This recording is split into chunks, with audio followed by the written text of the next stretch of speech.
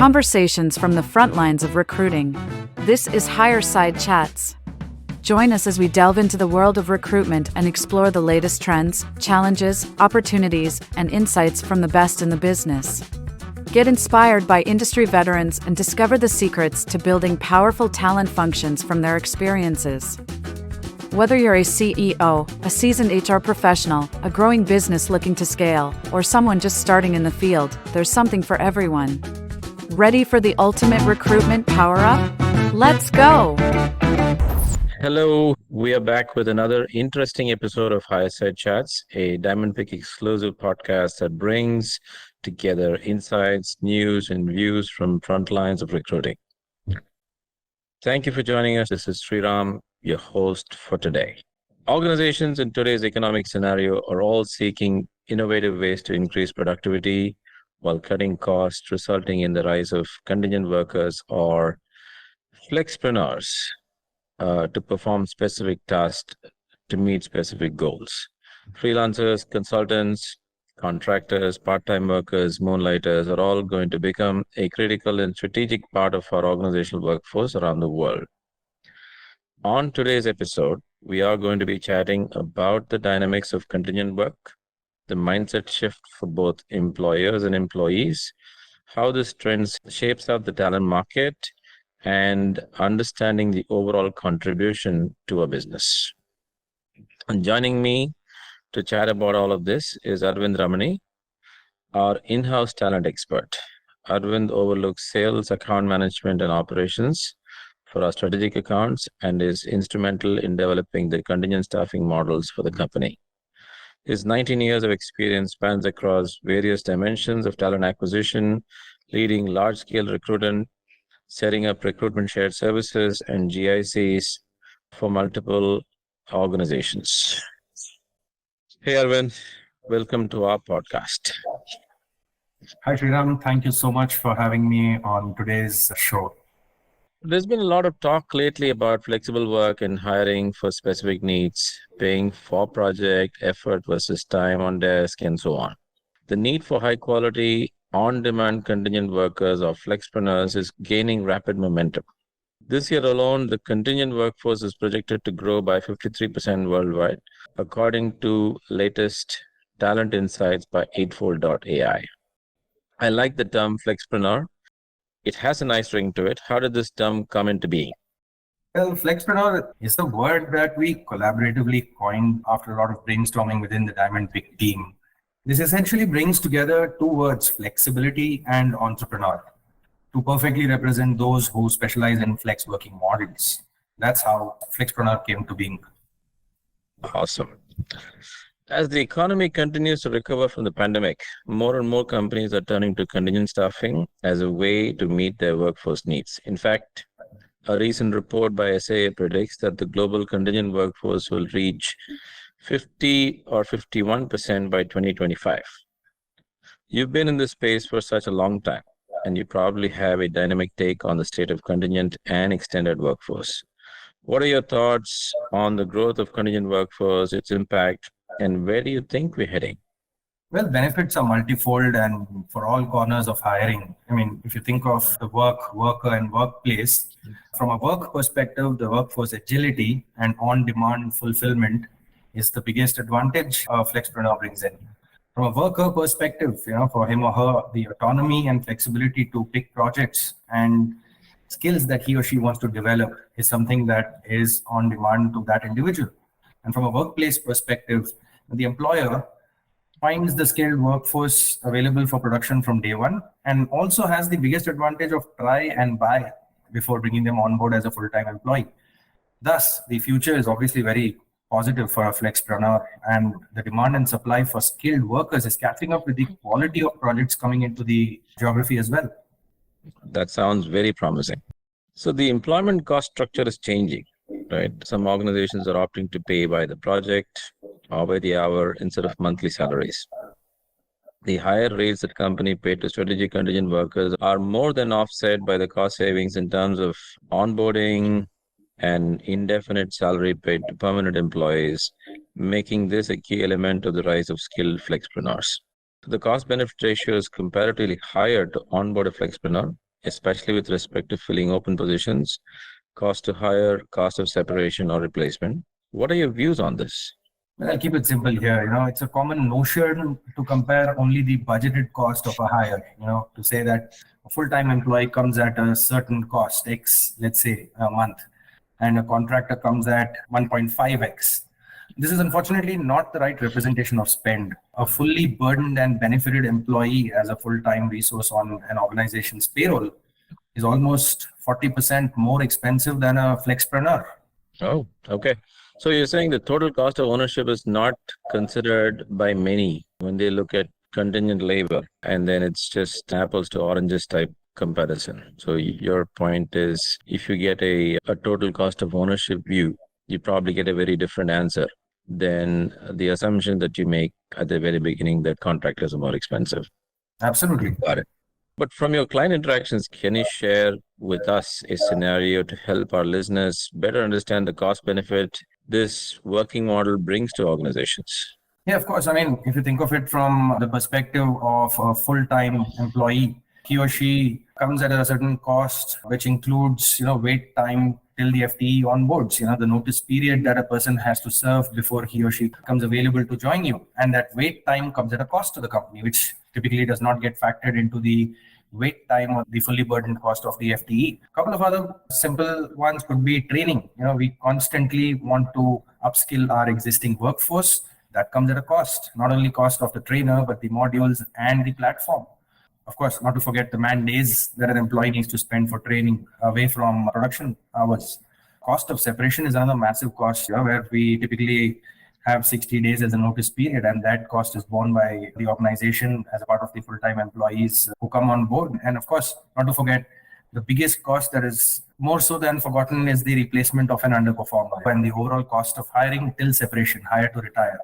All of these cumulatively, if we put it together, brings about a 40% increase in the cost. And by choosing a contingent worker, you usually pass on the benefit of this 40% odd saving back to the hiring team or the organization.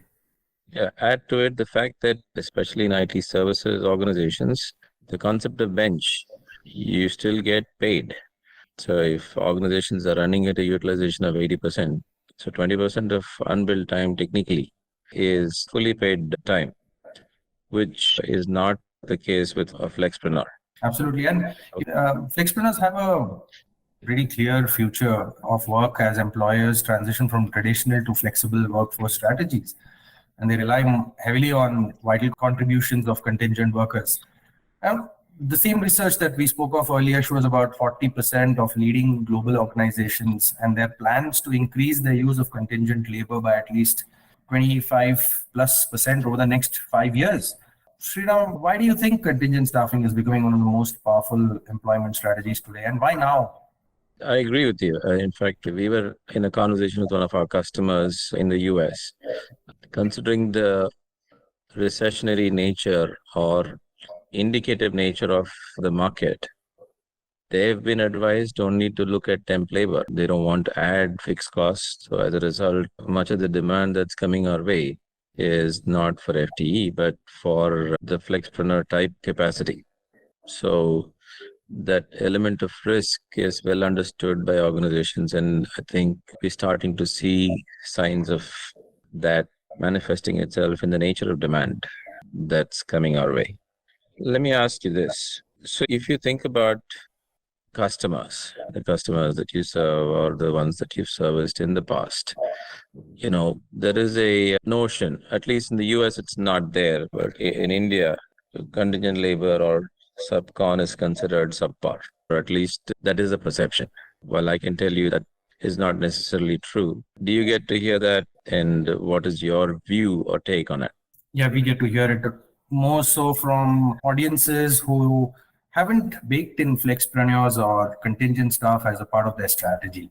And while I say that, there's also an uptake in its usage by most firms, and it's about spreading like word of mouth. We have a few experiences that go well, and then those experiences speak for themselves. So yes, there is a upshift or an upswing to using more contingent staff, but still the general notion is that the quality or availability of good talent for good projects and finding the right match is still a gap.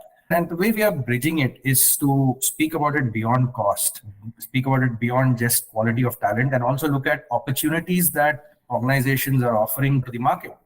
The more organizations and teams build a strategy around hiring contingents, the more you will allow the contingent workers to come at par or be better than some of the FTE hiring that typically organizations see, Sriram.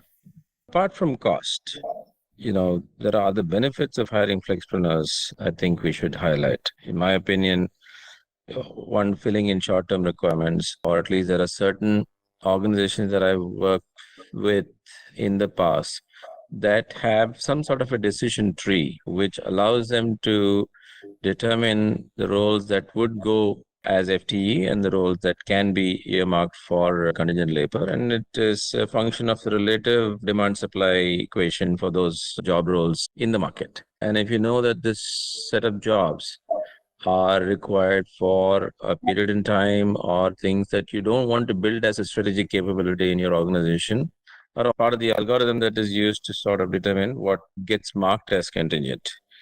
So the flexibility and the agility required for this is what I think is also an added advantage to having Flexpreneurs.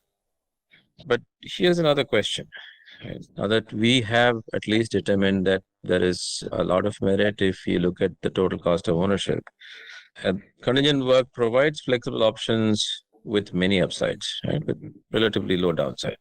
It helps address skilled talent shortage today by closing the skill gaps without adding full-time workers, gives organization access to larger and more diverse talent pools, and can pave the way for underrepresented groups to enter the workforce, making organizations more diverse. And I think more and more individuals in the millennial Gen Z category like the freedom and flexibility they gain with this type of work, including the ability to scale and up and down in terms of what projects they want to work on, things that meet their aspiration, their career goals, and so on and so forth. So what do you think about that? Well, I'll keep it short and bring it in 2 points, one remark and one kind of benefit. The number of people working as independent contractors are growing. Just this morning, we spoke to someone who's been doing gig work for the last 18 years, and this is India. And he has a bunch of people who do it along with him, and he's built his own pod that does this. So what we're seeing is that more than 1 in 3 professionals currently freelance, and they want projects that allow them to explore the freedom and flexibility. Apart from that, many benefits are coming out, and this is from the voice of our current freelance market. They say that we have the opportunity to earn better. We have the opportunity to have work-life balance, which means deliver when we want to and not fixed to the 9 to 5 that organizations typically follow. We want to learn the projects that are skills that are not only getting up for today, but for tomorrow, which we feel that if you're associated with an organization, we may not get that opportunity. And, want to develop skills, opportunities, and have exposure to various industries. Why then fixed to only a certain industry? Why not explore various industries in the next 5 years and see how my skill and my future skills benefit various industries? So these options are seen in light of building greater skills, more ready skills for the future of workforce. And many of them seem to get it, but there's so many more who probably want to know more about it, and here's a platform for them. In fact, I agree with you. That's a very interesting observation that you made. People do get higher pay as contractors because the organizations don't have that much of an overhead, so they can pass on much of that benefit. And there's also an element of risk. But more than anything else, the benefit for employers is people who are Flexpreneurs always are current and up to date with their skill, because they know that their skill directly correlates to their pay. So they are always learning, improving, so they can figure out what their next opportunity looks like and how they can command a premium over their previous assignment. And the only way they can do it is by learning more and contributing more and getting more proficient with the skills that they possess. So it also has that indirect effect of people who will naturally have the interest and the inclination to keep learning, and growing their skill sets so that it can correlate with their pay. So let's talk about closer home here at Diamondpick.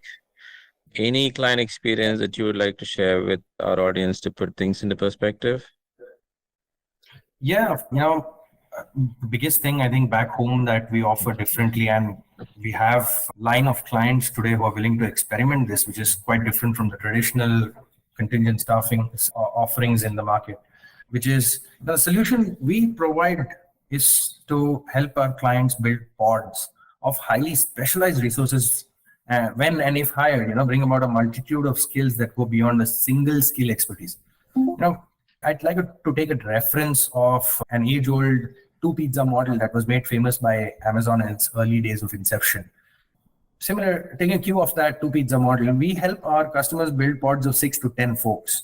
Smaller teams with specialized skills brings about better communication, increases efficiency, and of course allows for every team member to contribute in solving the problem at hand. And when these folks come together in those pods, it's only the problem and the team that need to work together and get to the end of the brighter side of the sea.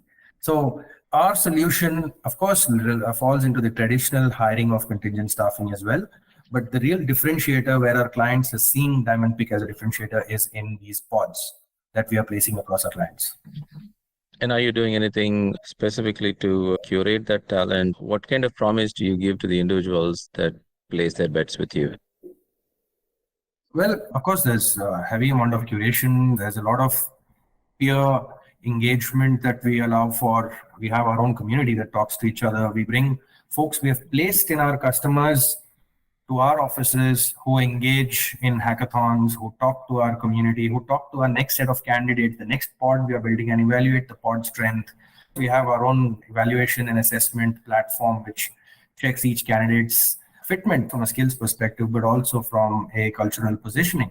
And all this gets recorded, and we are able to offer it to our clients to evaluate the entire pod, and hence they can make better assessment of what kind of a pod we are giving, who are the members, and how have they performed through the assessment stages. So the decision making is tech enabled, and it allows the candidates also to understand what kind of organizations they're getting into and teams they're getting into, and what would eventually be their experience when they join a firm. And it also gives the client a well-vetted pod of individuals who have gone through the rigor before they even meet them for an interview. Cool. So that's about all from us. As to conclude, thanks very much for your views, Arvind. What I'd like to say, as the workplace revolution accelerates, working styles are transforming, giving flexibility a new meaning, right? The talent marketplace will continue to evolve, and the best way a company can plan for future growth is to invest in a more flexible contingent workforce. Now, obviously, that requires change in policies, change in types of employment contracts, change in toolkits that you would use to engage with different employee categories. Organizations have to invest in creating those toolkits, flexible employment contracts to be ready for that revolution. So, yeah, I think there's a lot of good work that can be done. And that brings us to the end of the show. Thank you for joining me today, Arvind, and for sharing with us your interesting thoughts and views on how this agile workforce model can be engaged and leveraged dynamically for organizational success. To all those who tuned in, thank you for listening to Hireside Chats. Join us next month for another episode as we continue to bring you the latest and best from the recruiting world. Find us wherever you listen to your favorite podcasts. Don't miss a single episode. Subscribe to Hireside Chats today.